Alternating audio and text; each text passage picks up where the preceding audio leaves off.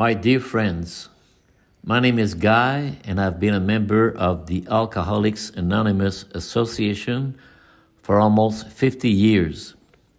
Let the newcomer rejoice, for God is already at his side. And what wonderful news!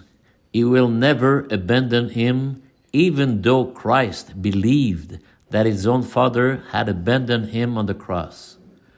God's attributes are countless. They are part of the very essence of our supreme being. Magnanimity, longanimity, justice, mercy, patience, perfection, immortality. John of the Cross even goes so far as to state that in the afterlife we will discover new attributes of God that we do not know on earth. Now, God wants to share these attributes with the newcomer right now. Would a very wealthy father hesitate to share all his riches with his only child? So all these attributes are already available to the newcomer.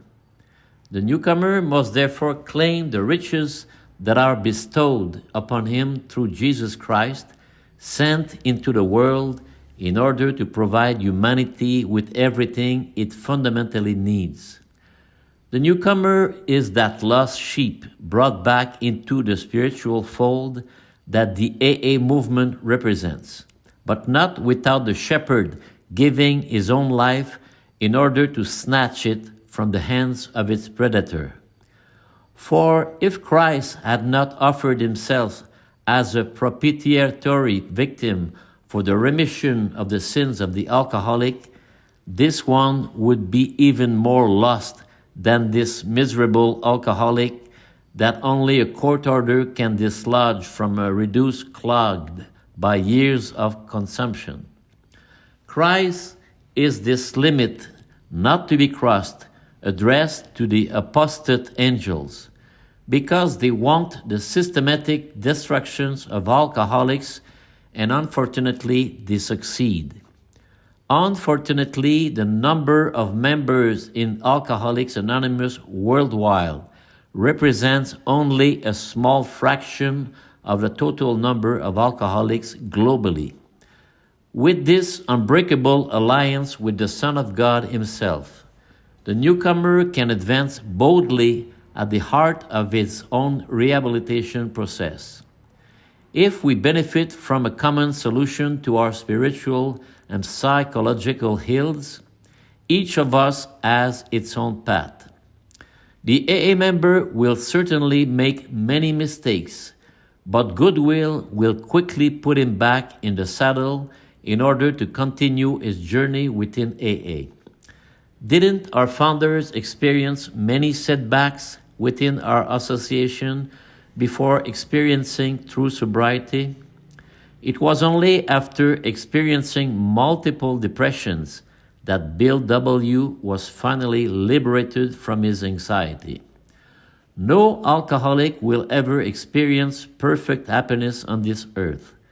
If this had been the case, our predecessors would have confirmed it to us. This new happiness is certainly much better than the life of misery that many of us had known before joining the AA ranks. So it is in terms of surrender that we must understand that we are no longer fighting.